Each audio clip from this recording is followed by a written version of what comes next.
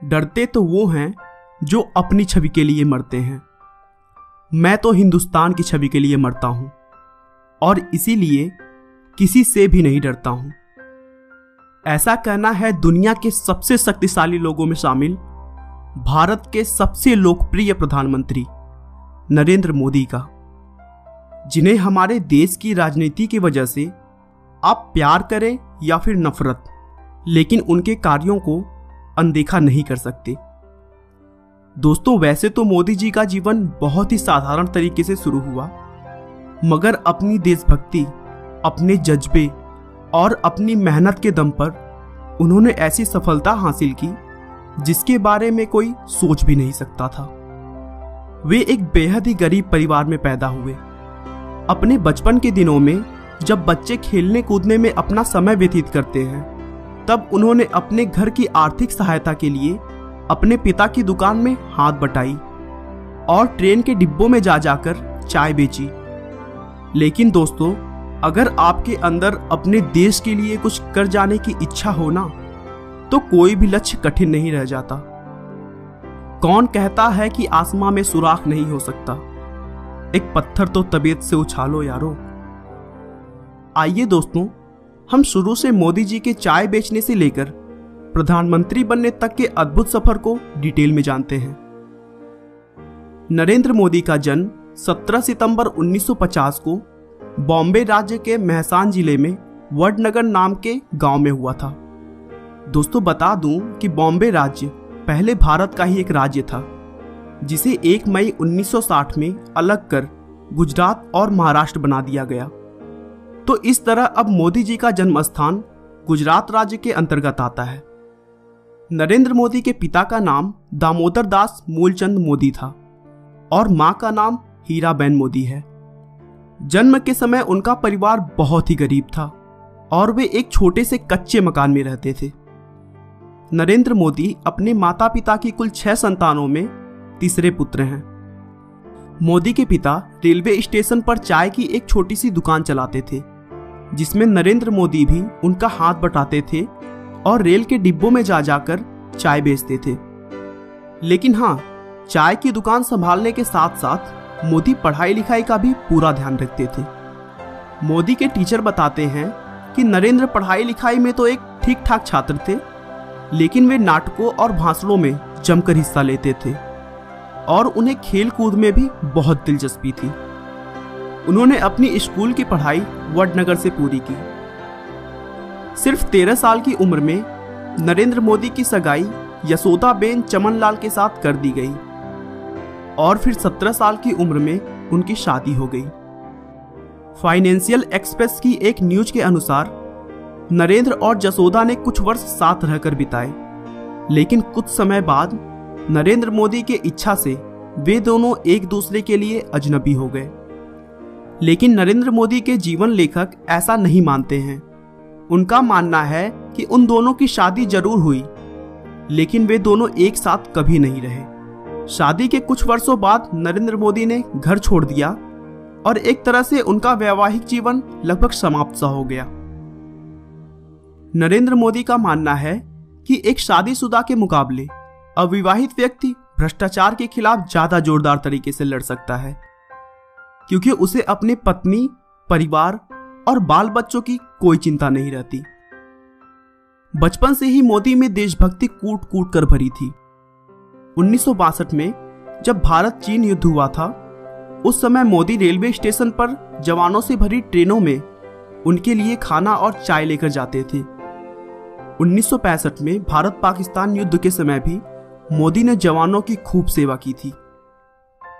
1971 में वे आरएसएस के प्रचारक बन गए और अपना पूरा समय आरएसएस को देने लगे। वे वहां सुबह 5 बजे उठ जाते और देर रात तक काम करते। प्रचारक होने की वजह से मोदी जी ने गुजरात के अलग अलग जगहों पर जाकर लोगों की समस्याओं को बहुत करीब से समझा और फिर भारतीय जनता पार्टी का आधार मजबूत करने में इंपॉर्टेंट रोल निभाया।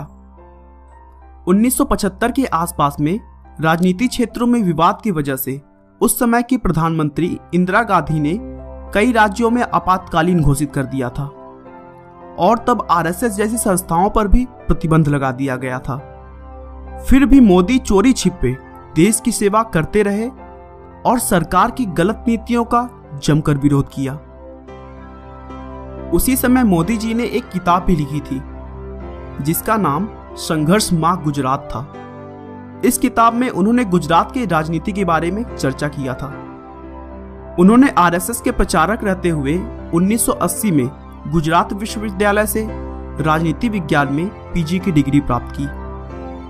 आरएसएस में बेहतरीन काम को देखते हुए उन्हें भाजपा में नियुक्त किया गया, जहां उन्होंने 1990 में आडवाणी की अयोध्या रथ यात्रा का भव्य आयोजन किया, जिससे भाजपा के सीनियर लीडर्स काफी प्रभावित हुए। आगे भी उनके अद्भुत कार्य की बदौलत भाजपा में उनका महत्व बढ़ता रहा। आखिरकार मोदी की मेहनत रंग लाई और उनकी पार्टी ने गुजरात में 1995 के विधानसभा चुनाव में बहुमत में अपनी सरकार बना ली। लेकिन मोदी से कहासुनी होने के बाद शंकर सिंह बघेला ने पार्टी से रिजाइन दे दिया। उसके बाद केशुभाई पटेल को गुजरात का मुख्यमंत्री बना दिया गया और नरेंद्र मोदी को दिल्ली बुलाकर भाजपा में संगठन के लिए केंद्रीय मंत्री का रिस्पॉन्सिबिलिटी दिया गया। मोदी जी ने इस रिस्पॉन्सिबिलिटी को भी बखूबी निभाया। 2001 में केशुभाई पटेल की सेहत बिगड़ने लगी थी और भाजपा चुनाव में कई सीटें भी हार रही थी। इसके बाद भारतीय जनता पार्टी ने अक्टूबर 2001 में केशुभाई पटेल की जगह नरेंद्र मोदी को गुजरात के मुख्यमंत्री पद की कमान सौंपी।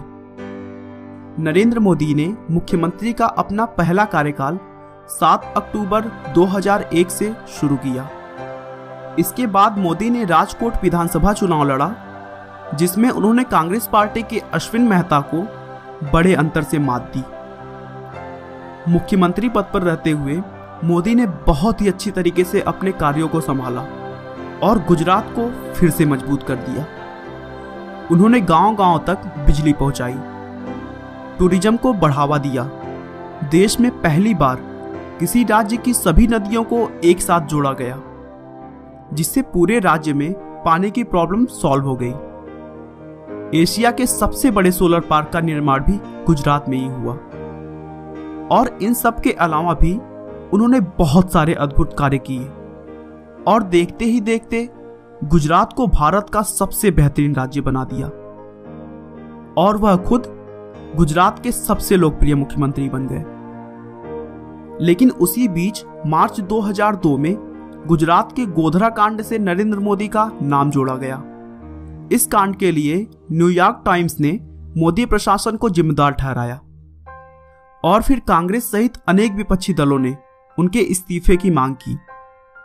दोस्तों, गोधरा कांड में 27 फरवरी 2002 को गुजरात के गोधरा नाम के शहर में रेलवे स्टेशन पर साबरमती ट्रेन के S6 कोच में आग लगाए जाने के बाद 59 लोगों की मौत हो गई थी, जिसके बाद पूरे गुजरात में सांप्रदायिक दंगे होना शुरू हो गए और फिर 28 फरवरी 2002 को गुजरात के कई इलाकों में दंगा बहुत ज्यादा भड़क गया, जिसमें 1200 से अधिक लोग मारे गए।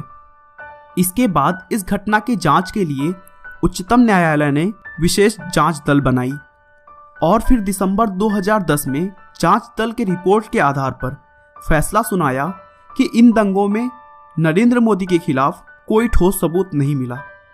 नरेंद्र मोदी ने गुजरात में कई ऐसे हिंदू मंदिरों को भी ध्वस्त कराने में थोड़ा सा भी नहीं सोचा जो सरकारी कानून कायदों के मुताबिक नहीं बने थे।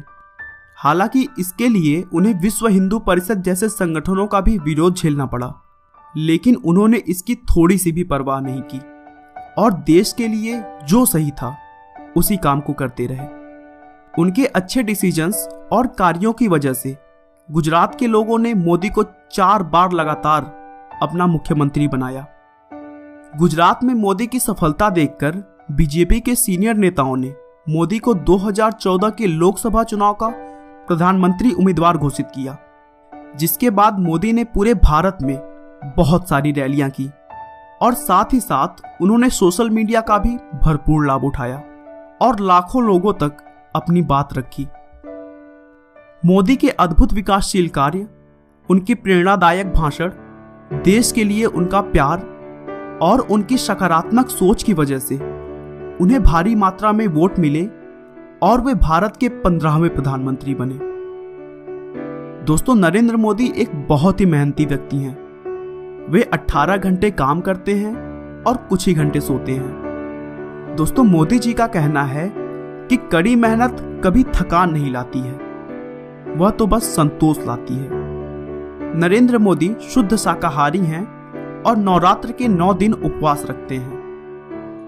वे अपनी सेहत का भरपूर ध्यान रखते हैं और प्रतिदिन योग करते हैं, भले ही वे कहीं पर भी हों। मोदी जी अपनी माँ से बहुत प्यार करते हैं। उनका कहना है कि मेरे पास अपने बाबा दादा की ना ही एक पाई है और ना ही मुझे चाहिए। मेरे पास अगर कुछ है तो अपनी माँ का दिया आशीर्वाद। आपका बहुमूल्य समय देने के लिए बहुत बहुत धन्यवाद। इस वीडियो को लाइक करके आप हमारा मनोबल बढ़ा सकते हैं। दोस्तों, अगर आप हमारे वीडियो को मिस नहीं करना चाहते तो कृपया चैनल को सब्सक्राइब कर लें। आपको यह कहानी कैसी लगी हमें कमेंट करके जरूर बताएं। धन्यवाद।